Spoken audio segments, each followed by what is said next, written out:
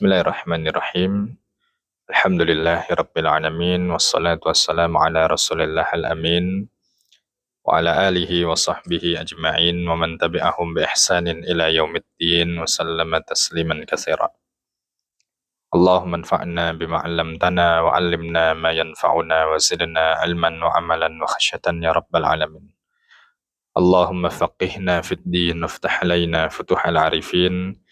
Allahumma inna nas'aluka ilman nafi'an wa rizqan tayyiban wa amalan salihan mutaqabbala. Rabbana syrah lana sudurana wa yassir lana umurana wa hlul 'uqdatan min alsinatina yafqahu qawlana. Allahumma amin. Taib ikhwan wal akhwat, para asatidah dan ustadzat sekalian. Sekarang adalah pertemuan keempat kita dari rangkaian pembelajaran kita selama 4 bulan ke depan. Dan pertemuan yang lalu kita sudah membahas muqaddimah yang kedua dari kitab yang pertama kita. Insya Allah kita masuk hari ini bab yang pertama dari kitab Khulasatu Ta'limi Al-Ilmi. Silahkan dilihat, dibuka Safhah At-Tasi'ah, halaman yang ke-9. Al-Ma'qidul Awal. Ya. Kata beliau, qala hafidhahullahu ta'ala wa nafa'ana bihi wa bi ulumihi fit dharain. Paling atas di situ ada keterangan Al-Ma'qidul Awwalu. Simpul bab pelajaran yang pertama. Ma'qid itu maknanya simpul. Bisa juga bab, bisa juga pelajaran. Nah, nanti di buku ini sampai akhir kita akan membahas kurang lebih ada 20 bab. Jadi kurang lebih ada 20 bab. Nah, kita mulai insyaallah bab pertama dari pertemuan kali ini. Apa kata beliau? Qala rahimahullah, qala hafidhahullah ta'ala. Tema yang beliau angkat pada pertemuan kali ini adalah tathiru wi'a'il ilmi. Tathiru wi'a'il ilmi, yaitu seorang penuntut ilmu, seorang pembelajar harus terlebih dahulu fokus tathir, membersihkan, mensucikan wi'a'il ilmi, wadahnya ilmu, wadah yang menjadi tempat penyimpanan dari ilmu. Tathir harus dibersihkan terlebih dahulu. Jadi ilmu itu adalah sesuatu yang mulia, bersih, suci, maka dia nggak layak diletakkan, tidak layak disimpan, tidak layak ditaruh, kecuali di tempat yang juga bersih, kecuali di tempat yang juga suci. Sebagaimana perhiasan, kata para ulama, baik bentuknya emas, perak, permata, itu mesti kita simpan perhiasan tadi di tempat-tempat yang memang layak untuk disimpan. Kotak emas yang merah misalnya, atau tempat-tempat perhiasan yang lain. Begitu juga waktu itu kita sampaikan, jika ada seorang pengantin pria yang ingin memberikan mahar kepada pengantin wanita, pasti emasnya itu ditempatkan di tempat yang layak, yang bagus, istimewa. Kan tidak mungkin emasnya itu, perhiasannya itu diletakkan di kantong kresek misalnya, atau kertas nasi yang coklat, nggak mungkin, di tempat yang pas, yang layak. Nah, kata para a'immah, para ulama, demikian juga ilmu. Ilmu itu harus ditempatkan, hanya boleh di wadah yang juga layak. Apa wadah yang layak? Kata beliau di paragraf pertama, wahuwal qalbu, yaitu wadah yang layak untuk menyimpan ilmu adalah hati, Nah, maka hati kita adalah harus menjadi objek yang pertama kali kita fokuskan untuk dibersihkan, untuk disucikan, untuk dikuras dari berbagai macam kotoran-kotoran. Kenapa? Karena kata beliau di kalimat selanjutnya, wa bihasabi taharatil qalbi yadkhuluhul ilmu. Kata beliau, kaidahnya sebanding dengan sucinya hati, sebanding dengan bersihnya hati, maka sebanyak itu pula ilmu akan masuk ke hati tersebut. Jadi semakin bersih hatinya, semakin suci hatinya, maka ilmu akan semakin banyak masuk ke hatinya itu. Sebagaimana yang beliau katakan berikutnya, wa idzazdadat taharatuhu, apabila kebersihan hatinya tadi bertambah, apabila kesucian hatinya bertambah, maka izdadat qabiliyatuhu lil ilmi, maka bertambah pula kemampuan dia untuk bisa menerima ilmu. Nah, ini kaidah yang harus kita pahami. Bagaimana agar kita bisa mudah memperoleh ilmu? Bagaimana agar kita bisa mudah mempelajari ilmu, mudah fahamnya, mudah ingatnya, mudah untuk tidak lupa, mudah hafalnya. Gimana caranya? Kata beliau, kita harus izdadat taharatuhu. Harus kita memperhatikan ziyadatu taharatil qalbi. Harus memperhatikan tambahan peningkatan kesucian hati. Semakin hati kita bersih, semakin hati kita suci, semakin hati kita terkuras dari kotoran-kotoran, maka hati kita akan semakin mudah dalam memperoleh ilmu. Ya. Nah, ini PR besar kita. Jadi seorang penuntut ilmu hendaknya seorang yang paling banyak istighfarnya. Seorang penuntut ilmu hendaknya menjadi orang yang paling baik dalam berperilaku sehari-hari, betul-betul menghindari dari dosa-dosa. Seorang penuntut ilmu hendaknya menjadi orang yang paling sering bertaubat. Bukan orang yang tidak pernah salah, hendak. Tapi seorang penuntut ilmu, dia ketika salah, dia hendaknya segera bertaubat kepada Allah. Dan itu ciri-ciri hamba Allah yang terbaik. Sebagaimana hadis yang Nabi SAW pernah sabdakan, kullu bani Adam khata'un. Setiap bani Adam itu pasti dan akan pernah berbuat salah. Pasti pernah dan akan melakukan salah. Jadi bukan aib. Namun pastikan setelah kita melakukan keburukan tadi, maksiat, dosa tadi, kata Nabi, wa khairul khatta'ina tawwabun, yaitu kita harus menjadi orang yang kembali bertaubat, bersuci. Kita minta ampun pada Allah setelah melakukan perbuatan buruk tersebut. Kalau bisa kita jangan sampai mengulanginya lagi. Tapi ketika kita kembali jatuh ke suatu lubang kemaksiatan, kita harus survive lagi, bangkit lagi, dan minta ampun lagi kepada Allah Subhanahu wa Ta'ala. Jadi sering-sering kita memperhatikan apa? Taharatul qalbi atau tazkiyatun nafas, pembersihan, pensucian jiwa kita, hati kita. Nah, kata beliau berikutnya di paragraf kedua, faman arada hiyazatal ilmi falyuzayyin batinahu. Barang siapa yang ingin hiyazatal ilmi ay nailal ilmi, barang siapa yang ingin mendapatkan ilmu, barang siapa yang ingin memperoleh ilmu, apa yang harus dia lakukan? Falyuzayyin batinahu, hendaknya dia menghiasi batinnya, hendaknya dia menghiasi, menjaga jiwanya. Hendaknya dia mengisi hatinya dengan hal-hal yang dapat membersihkan hati. Serta wa yutahhir qalbahu min najasatihi. Dan juga hendaknya dia membersihkan hatinya, membilas hatinya, mencuci hatinya min najasatihi, dari kotoran-kotoran hati, dari penyakit-penyakit hati. Ini dua kaidah yang beliau sebutkan. Kalau kita mau dapat ilmu, satu, kita harus bersihkan hati dulu. Cuci dulu.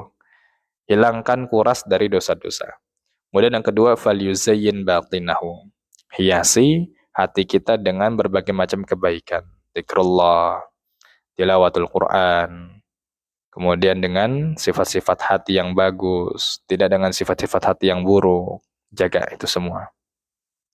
Dan berikutnya kalimat yang beliau tulis dengan huruf tebal, fal ilmu jauharun latif la yasluhu illa lil qalbin nazif.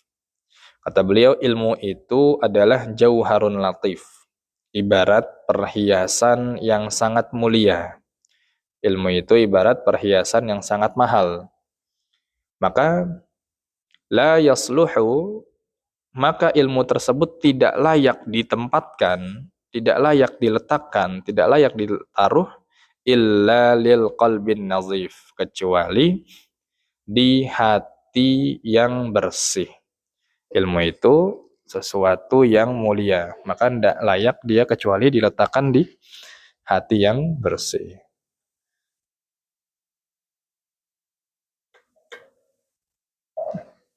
Nah, ikhwas sekalian, azani Allah wa iyyakum. Bagaimana bentuk kotoran hati dan seperti apa yang harus kita sucikan, kita harus bersihkan? Kata beliau, taharatul qalbi tarji'u ila aslaini 'azimaini. Membersihkan hati, pensucian hati itu tidak lepas dari membersihkan dua hal yang besar. Yang pertama, ahaduhuma adalah taharatuhu min najasatis syubhat.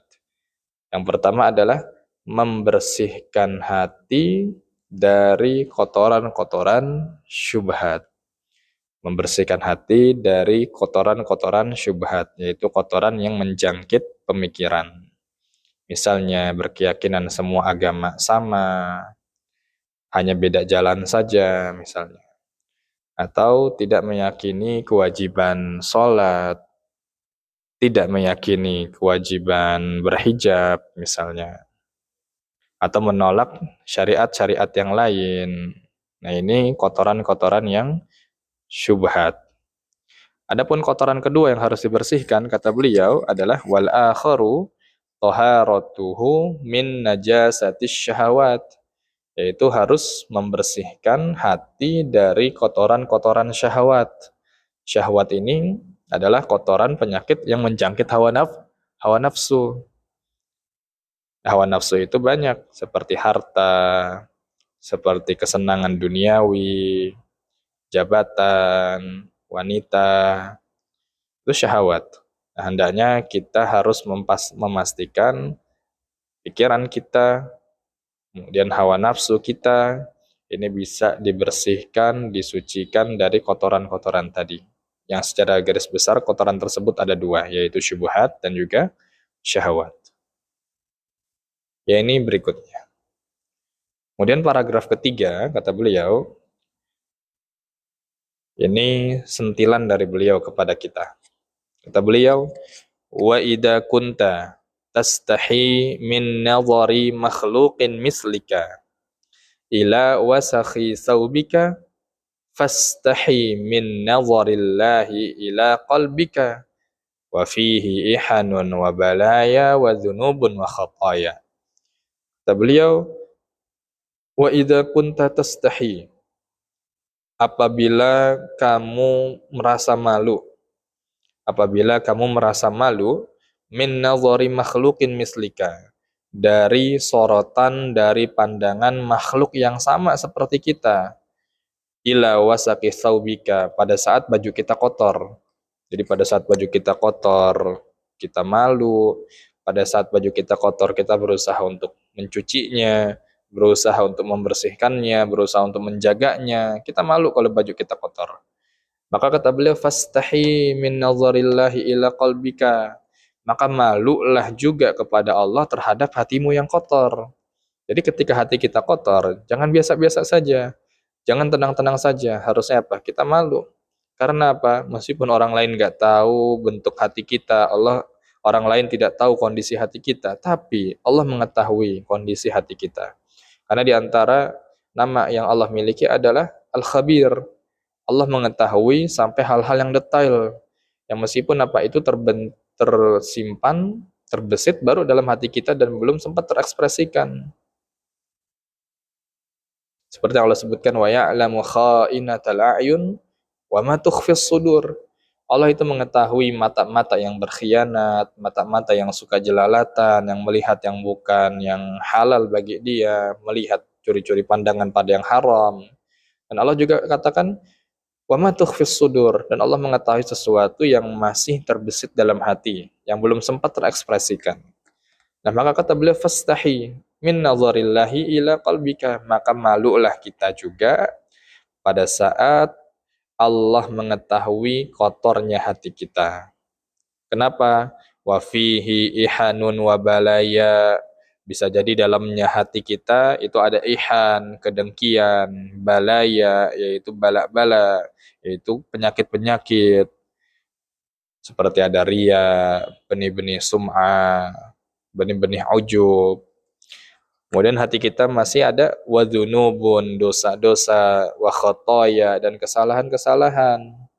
Cobalah kita lihat, sering-sering evaluasi, sering-sering muhasabah. Kata Umar bin Khattab radhiyallahu taala anhu, hasibu anfusakum qabla an tuhasabu. Sering-sering evaluasi diri. Pikirkan dosa apa yang pernah kita lakukan. Dosa apa yang pernah kita perbuat. Minta taubat pada Allah. Minta ampunan pada Allah. Pikirkan dosa apa yang pernah kita lakukan dan kita belum sempat minta ampun kepada Allah. Dan nanti di kitab kedua yang kita pelajari, Wasaya al-Aba lil Abna, itu Syekh Muhammad Syakir mengatakan bahwa bentuk atau cara taubat kita yang paling ideal, yang paling efektif dan yang paling mudah kita lakukan adalah yaitu taubat dengan cara tidak mengumpulkan kesalahan-kesalahan yang banyak. Tidak mengumpulkan semua kesalahan-kesalahan jadi satu, nunggu banyak baru bertaubat, tidak. Tapi gimana? Yaitu kata beliau, cobalah kita sebelum tidur, kita memikirkan dosa apa yang pernah kita lakukan selama hari tersebut. Dari pagi bangun tidur, sampai kita sebelum tidur itu, dosa apa saja yang pernah kita lakukan. Itu dipikirkan. Sembari minta ampun pada Allah, sambil menyesali keadaan tadi kenapa bisa terjadi, sembari beristighfar sebelum tidur. Nah, nanti besok kalau melakukan kesalahan ya gitu lagi. Sebelum tidur pikirkan lagi, sebelum tidur muhasabah lagi, sebelum tidur evaluasi lagi. Nah, besoknya lagi begitu lagi. Jadi daripada kita sebelum tidur melakukan sesuatu yang tidak baik atau sesuatu yang mubah secara berlebihan, maka sebelum tidur pastikan kita telah memuhasabah diri kita. Dosa apa yang telah saya perbuat pada hari tersebut, kemudian minta ampunan kepada Allah Subhanahu wa taala. Ya, ini berikutnya kata beliau. Kemudian selanjutnya di baris paling bawah dan nanti berikutnya di halaman 10 paling atas, kata beliau, fa fi sahihi Muslimin. Dalam sahih Muslim, an Abi Hurairah radhiyallahu taala anhu, dari sahabat Abu Hurairah radhiyallahu anhu disebutkan, annan nabiyya sallallahu alaihi wasallam qala, bahwasanya Nabi sallallahu alaihi wasallam pernah bersabda. Ini kalau bisa hadisnya dihafal, diingat-ingat, sehingga yang kita pelajari selama 4 bulan ini bisa mendatangkan manfaat lebih besar untuk hari-hari berikutnya. Apa kata Nabi? Innallaha la yanzuru ila suwarikum wa amwalikum, walakin yanzuru ila qulubikum wa a'malikum. Dihafal ya, kalau bisa diingat, dan kalau bisa distabilo, ditandai hadisnya ini. Apa kata Rasulullah? Innallaha, sesungguhnya Allah, la yanzuru ila suwarikum wa amwalikum. Sesungguhnya Allah tidak melihat suwarikum, enggak melihat fisik kita, enggak melihat zahir kita, enggak melihat pakaian kita, enggak melihat rupa kita, ketampanan, kecantikan, enggak. Wa amwalikum, Allah juga enggak melihat harta kita, Allah enggak lihat rumah kita, Allah enggak lihat kendaraan kita, Allah enggak lihat istana kita, jabatan kita, enggak. Tapi apa yang Allah lihat? Apa yang Allah pandang? Apa yang Allah soroti? Walakin yanzuru ila qulubikum wa a'malikum. Tapi yang Allah lihat adalah apa? Satu, hati kita yang Allah lihat, yang Allah nilai. Yang kedua, a'malikum. Yang kedua adalah amal. Maka Allah nggak peduli status kita mau sebagai thalibul ilmi kah, mau status kita ustadz kah. Namun kalau hati kita kotor, itu aib di mata Allah. Aib di mata Allah. maka bersihkan hati kita. Berusaha kita ini mencuci, menguras dosa-dosa yang begitu banyak dari hati kita. Kenapa? Karena Allah lihat ke hati. Dan nanti kita akan bahas masalah hati ini masalah yang penting. Ketimbang masalah jawarih yang lain, masalah organ tubuh yang lain. Kalau hatinya ini baik, bisa dipastikan semua organ yang lainnya akan baik. Karena disebutkan bahwa hati inilah seperti lokomotif jasad kita, penggerak jasad kita. Ketika hatinya ini bilang jalan, bergerak, maka jasad kita akan bergerak, akan jalan. Tapi ketika hati kita bilang stop, ngerem, jangan bergerak, maka jasad kita nggak akan bergerak atas perintah dari hati. Maka kondisikan hati kita. Ketika hati kita sehat, maka hati kita bisa menjadi lokomotif penggerak ke arah kebaikan, ke arah ketaatan, ke arah ibadah. Tapi sebaliknya, ketika hati kita buruk, dosa-dosa terakumulasi begitu banyak, maka yang ada apa? Hati kita ini akan memerintahkan jasad kita menjauh dari maksiat, menjauh dari ibadah, menjauh dari Allah, menjauh dari kebaikan. Alhamdulillah. Kemudian yang Allah lihat juga berikutnya wa a'malikum. Yang Allah lihat juga berikutnya adalah amal-amal kita, amal soleh kita. Nah, maka di antara ghayah, tujuan dari belajar adalah untuk apa? Al-amalu bihi, yaitu untuk diamalkan. Maka pastikan ketika kita belajar ada niat untuk diamalkan. Seandainya kalau kita mampu. Bahkan Imam Ahmad pernah mengatakan, setidaknya pada saat Imam Ahmad mencantumkan hadis-hadis di dalam Musnad Imam Ahmad, karya beliau sendiri, bisa dipastikan bahwa setidaknya beliau pernah mengamalkan walaupun hanya satu kali. Walaupun hanya satu kali.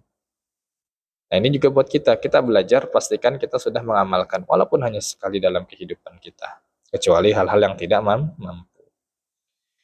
Tapi sebagai penutup, beliau katakan, man tahhara qalbahu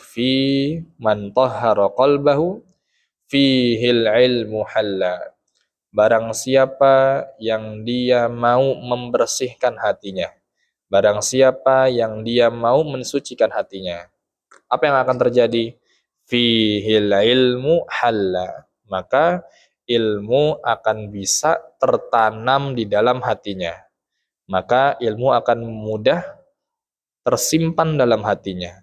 Maka ilmu akan mudah bercokol langgeng di dalam hatinya. Tapi sebaliknya, wa man lam yarfa' minhu najasatahu. Kalau seandainya dia nggak mau mensucikan kotoran-kotoran hatinya, dia nggak mau membersihkan najis-najis yang ada dalam hatinya, najis maksiat, kotoran dosa-dosa, perasaan-perasaan dengki, ujub, maka apa yang terjadi? Wada'ahal ilmu wartahal. Maka yang ada, ilmu akan meninggalkan dia dan pergi menjauh dari dia. Ilmu nggak akan datang. Jadi ada dua keadaan di sini. Hatinya bersih, maka ilmu akan mudah tertanam, mudah diingat, mudah bercokol kuat, langgeng di situ. Tapi kalau seandainya dia nggak membersihkan, maka ilmu akan pergi, meninggalkan dan menjauhi dia. Nah, maka ini mungkin salah satu sebab kenapa kita belajar ini lupa, kita belajar mudah lupa, kita belajar sering lupa, gak inget-inget, sulit paham. Mungkin kita lupa hati kita masih ada yang kotor. Memang usia itu menjadi salah satu faktor dalam suksesnya belajar. Namun masalah usia tidak bisa kita jadikan alasan untuk tidak belajar. Masalah usia tidak bisa kita jadikan sebagai faktor pertama, faktor utama sehingga kita nggak bisa dapat ilmu. Para sahabat Nabi Shallallahu Alaihi Wasallam dahulu pada saat mereka membersamai Nabi, belajar dengan Nabi, banyak di antara mereka kok yang berusia sudah lanjut, banyak di antara mereka yang sudah usianya tua. Tapi Nabi dan para sahabatnya bisa menerima ilmu, bisa menerima wahyu, bisa menerima ayat-ayat Al-Quran. Para sahabat juga demikian. Apa sebabnya? Karena hati mereka bersih. Karena hati mereka dijaga dari kotoran-kotoran. Nah, berarti pada saat mereka bisa, harusnya kita juga lebih bisa. Nah, coba dievaluasi. Barangkali inilah sebab kenapa kenapa kita sulit dalam belajar, sulit dalam memperoleh ilmu, dan mudah sekali lupa. Tayyib, barakallahu fikum. Ya, terakhir beliau paparkan di sini perkataan Sahal bin Abdullah rahimahullahu taala. Kata Sahal bin Abdullah, haramun ala qalbin an yadkhulahun nuru wa fihi syai'un mimma yakrahullah. Kata beliau, haram bagi sebuah hati, diharamkan bagi sebuah hati untuk dimasuki cahaya. Jadi sebuah hati nggak akan bisa dimasuki cahaya, sebuah hati nggak akan bisa menjadi terang benderang dengan ilmu, hatinya akan selalu gelap. Kapan? Wa fihi syai'un mimma yakrahullah. Ketika di hatinya tersebut masih tersimpan sesuatu yang Allah benci. Yang Allah benci. Dosa, maksiat, kemudian keburukan, kesalahan, kemudian rasa-rasa penyakit-penyakit hati. Ilmu akan diharamkan, akan nggak bisa masuk ke situ. Kalau hatinya masih ada apa? Sesuatu yang Allah benci. Nah, maka ini pembahasan pertama yang beliau angkat, masalah kesucian hati. Beliau membawakan ini di bab pertama. Ini menunjukkan pada kita bahwa masalah hati, masalah yang penting yang harus kita lakukan, kita kejar, kita cari sebelum kita belajar. Dan ini kalau kita lihat, yang menjadi salah satu sebab Musa alaihissalam ketika diperintahkan idhhab ila fir'auna innahu tagha. Ya Musa, pergi sana ke Fir'aun, hadapi Fir'aun, sesungguhnya Fir'aun sudah melampaui batas. Fir'aun itu seorang raja yang betul-betul hampir bisa dipastikan saat itu tidak bisa dikalahkan, tidak bisa dijatuhkan. Karena Fir'aun memiliki segalanya. Kekuatan, kemudian otoritas yang menyeluruh, kemudian prajurit yang banyak, tentara yang kuat, istana yang megah. Sempitlah akses, sulitlah akses untuk bisa menjatuhkan Fir'aun. Maka ketika Allah perintahkan Musa untuk menghadap Fir'aun, Musa tahu yang akan dihadapi ini bukan sesuatu yang ringan, bukan sesuatu yang receh, tapi sesuatu yang besar. Fir'aun, seorang raja waktu itu yang sangat ditakuti. Tapi apa lihat, ketika Allah perintahkan itu pada Nabi Musa, Musa minta permintaan yang banyak. Apa di antara yang Musa minta? Nabi Musa mengatakan, Qala Rabbi syrah li sadri, wa yassir li amri, wahlul 'uqdatan min lisani yafqahu qawli. Waj'al li waziran min ahli Harun akhi ushdud bihi azri wa asyriku fi amri. Jadi Nabi Musa setidaknya meminta beberapa hal di situ. Nabi Musa minta dimudahkan urusannya. Nabi Musa diminta untuk agar lisannya ini lancar dalam berdiplomasi, ngomongnya nggak gelagapan. Kemudian Nabi Musa minta seorang pendamping, yaitu Nabi Harun, yang notabene saudaranya sendiri untuk mendampingi Nabi Musa biar nggak sendirian. Itu yang Nabi Musa minta. Nabi Musa nggak minta prajurit, Nabi Musa nggak minta senjata, Nabi Musa juga nggak minta pengikut yang lain, enggak. Nabi Musa minta itu. Tapi lihat, sebelum Nabi Musa minta hal-hal yang tadi, lihat yang pertama kali Nabi Musa minta apa? Qala Rabbi syrah li sadri. Nabi Musa minta dilapangkan hatinya terlebih dahulu. Nabi Musa minta agar hatinya dibersihkan oleh Allah Ta'ala dahulu. Karena yang masalah membuat kita sulit beratnya menghadapi suatu masalah, ibadah, perbuatan apapun itu. Ini berangkat dari masalah hati kita yang sedang lapang atau sempit. Masalah hati kita yang sedang sehat atau sakit. Masalah hati kita yang sedang kuat atau lemah. Kalau hatinya kuat, sehat, maka badan kita pun akan bisa melaksanakan ibadah, ketaatan, thalabul ilmi dengan semudah-mudahnya. Tapi sebaliknya, ketika hati kita sakit, lemah, bermasalah, maka sesuatu ibadah seringan apapun akan menjadi berat dan tidak bisa kita lakukan. Ya, wallahu a'lam bishawab. Mungkin ini yang bisa kita bahas para ustadzat dan asatidah sekalian. Insyaallah berikutnya kita lanjut pada maqid as-sani, bab atau simpul yang kedua. Wassallallahu wasallam ala nabiyina Muhammadin wa ala alihi wa sahbihi ajma'in. Subhanakallahumma wa bihamdika asyhadu an la ilaha illa anta astaghfiruka wa atubu ilaik wa akhiru da'wana alhamdulillahi rabbil alamin.